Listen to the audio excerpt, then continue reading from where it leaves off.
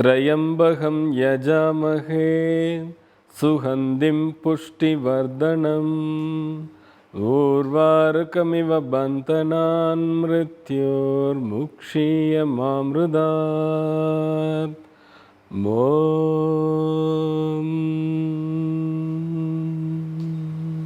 Oscar TV நேயர்களுக்கு வணக்கம்.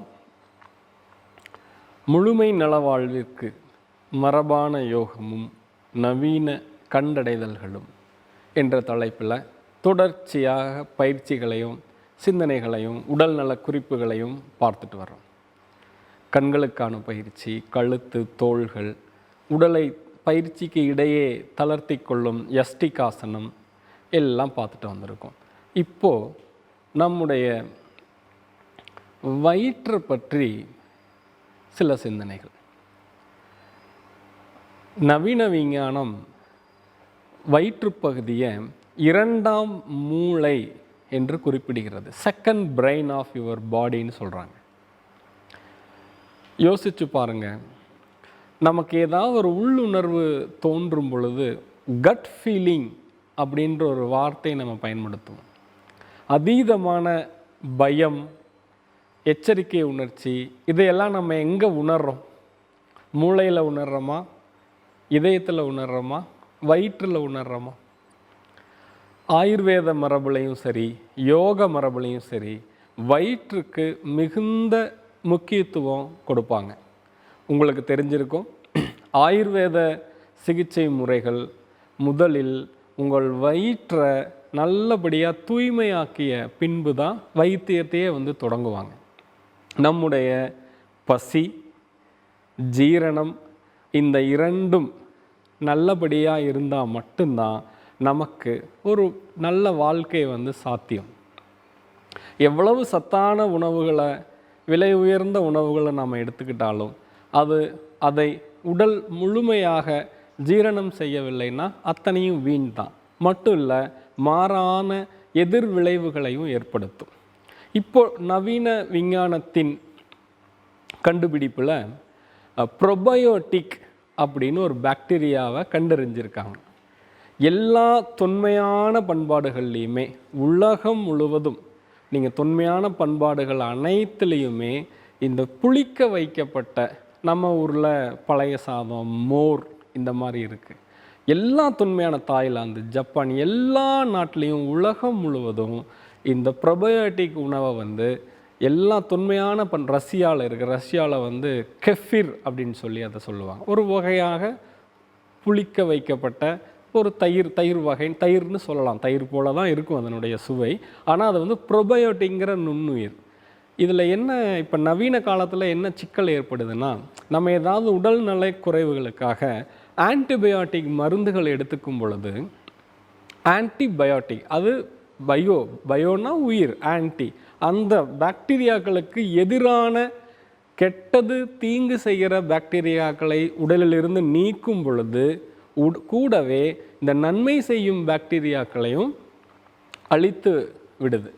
இப்போது சிலது சொன்னால் உங்களால் நம்ப முடியாத அளவுக்கு இருக்கும். ஆனால் இது உண்மை தான். அவ்வாறான சிகிச்சைகள் நடந்துக்கிட்டு இருக்கு.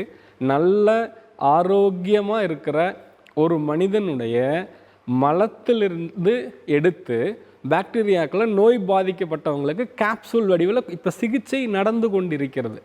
அது நடந்துட்டு தான் இருக்குது. அப்படி ஒரு ட்ரீட்மெண்ட் இருக்குது. இப்போ உங்களுடைய உடல் எடையில் சாதாரணமாக 2 கிலோ வரைக்கும் ப்ரோபயோட்டிக்ங்கிற அந்த பாக்டீரியா வகை இருக்குன்னு சொல்கிறாங்க.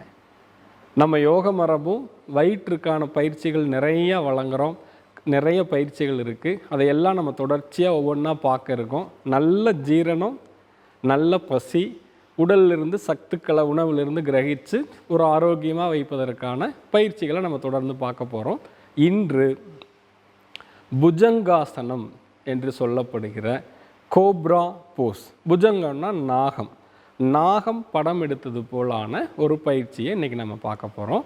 இது நம்முடைய மேல் முதுகு, தோல், மார்பு எல்லாத்துக்குமே, முக்கியமாக அப்பர் பேக்குக்கான ஒரு அற்புதமான ஒரு பயிற்சி. இந்த பயிற்சி ஆசனங்களுக்குள்ளே செல்லும் பொழுது நாம் சிலவற்றை கருத்தில் கொள்ளணும். எல்லா ஆசனங்கள்லையும் ஆரம்ப நிலை, இன்டர்மீடியட், பிகினர், இன்டர்மீடியட், அட்வான்ஸ் என்று நிறைய நிலைகள் இருக்குது. நிறைய யோக பள்ளிகள் இருக்குது. ஒவ்வொரு பள்ளியிலும் ஒவ்வொரு ஆசனத்தை ஒவ்வொரு விதமாக அணுகுவாங்க.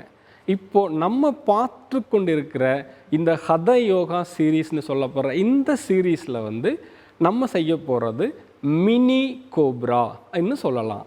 ஆனால் பலன் மிக மிக மிக அதிகம். ஆசனங்களை பொறுத்த அளவில் நம்ம ஏற்கனவே பார்த்தோம், இது ஒரு எடை தூக்குவது போல ஒரு பலப்பிரயோகம் செய்கிற பயிற்சி அல்ல. ஒவ்வொரு பயிற்சிக்கு பின்னாலையும் உடலை நன்கு தளர்த்தி தான் செய்யணும். ஒவ்வொரு பயிற்சியையும் மிக மிக மிக மிக நிதானமாக உங்களோட சுவாசத்தோடு இணைஞ்சு செய்யணும். இது பலம் காட்டுறதோ, 1 மணி நேரத்துக்குள்ளே நான் இவ்வளோ ஆசனங்கள் செய்துட்டேன்னு ஒரு அந்த மாதிரி அல்ல. ஆசனம் என்பது உங்களுக்குள்ள ஆழ்ந்து போவதற்கான ஒரு வாகனம். அதுபோல் இந்த புஜங்காசனத்தை முறையாக கற்றுக்கிட்டு சரியாக நீங்கள் மூச்சோடு இணைந்து தொடர்ந்து செய்து வரும் பட்சத்தில் மேல் முதுகில் ஏற்படுற வலி சுத்தமாக இல்லாமல் போயிடும். உங்கள் நுரையீரல் நன்கு இயங்கும். நம்ம அடுத்தடுத்த பயிற்சிகளில் நம்ம தியானம், பிராணாயாம பயிற்சிகளுக்கெல்லாம் போகும் பொழுது உங்களோட சக்தி நிலையை மிகவும் மேம்படுறத, உங்களுடைய ஒவ்வொரு நாளும் உங்களுடைய செயலூக்கம் மேம்பட்டு வர்றதை நீங்கள் கண்கூடாக பார்க்க முடியும். மிக எளிய ஆனால் அரிய அற்புத பலன்களை தரவல்ல புஜங்காசனம் பயிற்சியை இப்போ நம்ம செய்ய போகிறோம். இது நம்முடைய மேல் முதுகிற்கான பயிற்சி. நண்பர்களே, புஜங்காசனம் செய்ய இருக்கிறோம். புஜங்காசனத்தினுடைய ஆரம்ப நிலை இவ்வாறு படுத்துக்கொள்ள வேண்டும். படுத்துக்கொண்டு செய்கின்ற எல்லா பயிற்சிகளுக்குமான ஆரம்ப நிலை இதுதான். இதனுடைய பெயர் அத்வாசனம். தலைகீழாக படுத்துக்கொண்டு இவ்வாறு குப்புறப்படுத்திட்டு 2 குதிகால்களையும் ஒன்றை ஒன்று பார்ப்பது போல வச்சுக்கிறோம். 2 கைகளையும் தொடையோடு ஒட்டி வச்சுட்டு உள்ளங்கையை மேல்முகமாக வச்சுக்கிறோம். கன்னங்களை, தலையை ஏதாவது ஒரு பக்கம் திருப்பி கன்னம் தரையில் நன்கு படும்படி வச்சுக்கிறோம்.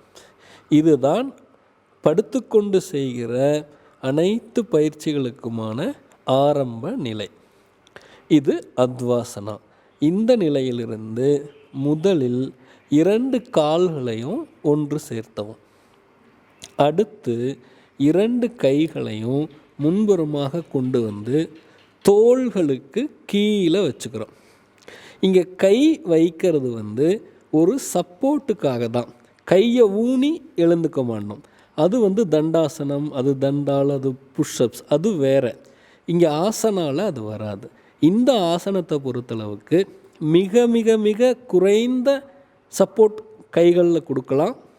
இல்லை சுத்தமாக சப்போர்ட்டே கொடுக்காமல் செஞ்சாலும் நல்லது தான். நம்முடைய நோக்கம் தலையை எவ்வளவு தூக்குறோம் அப்படிங்கிறது அல்ல. அந்த ஆசனாவை முறையாக செய்கிறது தான் இங்கே நம்ம நோக்கம்.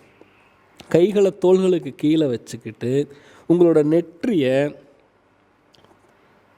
நெற்றி படும்படியாக தலையை திருப்பி வைக்கிறோம். இப்போது மூச்சை இழுத்துக்கிட்டே தலை கழுத்தை முன்புறமாக நீட்டணும். நம்ம இயல்பாக என்ன பண்ணுவோம்னா டக்குன்னு மேலே தலையை உயர்த்த நினைப்போம். அவ்வாறு செய்யக்கூடாது. நம்முடைய முதுகெலும்பு ஒன்றின் மேல் ஒன்றாக அடுக்கப்பட்டிருக்கு. அதை கொஞ்சம் இப்படி ஸ்ட்ரெச் பண்ணி அப்புறம்தான் வளைக்கணும். இல்லாட்டி ஆசனானால் உங்களுக்கு வலி வர தொடங்கிடும். நெற்றியை தரையில் வச்சுக்கிறீங்க.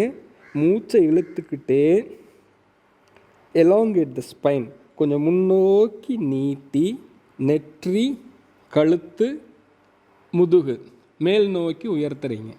எவ்வளவு முடியுதோ, இப்படி 1 இன்ச்சுனாலும் தவறு கிடையாது. எவ்வளவு முடியுதோ அவ்வளவு உயர்ந்தால் போதும். இந்த நிலையில் இயல்பான சுவாசம், கண்கள் மூடி இருக்கணும். கவனம் முழுவதும் உங்களோட மார்பு, மேல் முதுகு, தோள்கள், இங்கே தான் கவனம் இருக்கணும். நல்லா டீப் இன்ஹேல் எக்ஸேல் பண்ணுங்க. ஆழமாக சுவாசிங்க. ஒவ்வொரு சுவாசத்தின் போதும் உங்கள் முதுகில் மார்பில் ஏற்படுற அசைவுகளை கவனிங்க. நான் இப்போ கைகளை ஊனி இருக்கலை, கையோட துணை இல்லைனாலும் இருக்கலாம், கை ஒரு சப்போர்ட்டுக்கு தான். இவ்வளவு உயர்ந்தால் போதும். புஜங்காசனம் மேல் முதுகுக்கு, மார்பு பகுதிகளுக்கு, நுரையீரலுக்கு நல்ல வலுவை, ஆற்றலை தர வல்லது. இப்போ மூச்சை வெளியே விட்டுக்கிட்டே முதலில் முகவாய்க்கட்டையை கீழே வைக்கணும். அதன் பின்பு நெற்றியை கீழே வைக்கணும். முதல்ல தலையை வலப்புறம் திருப்பி இருந்தோம், இப்போ தலையை இடப்புறமாக திருப்பி கைகளை மீண்டும் தொடைக்கருகில் உள்ளங்கை மேல்முகமாக வர்ற மாதிரி வச்சுட்டு கால்களை குதிகால்கள் இரண்டும் சேர்ந்து இருப்பது போல குதிகால்கள் பார்த்தவாறு வச்சுக்கணும்.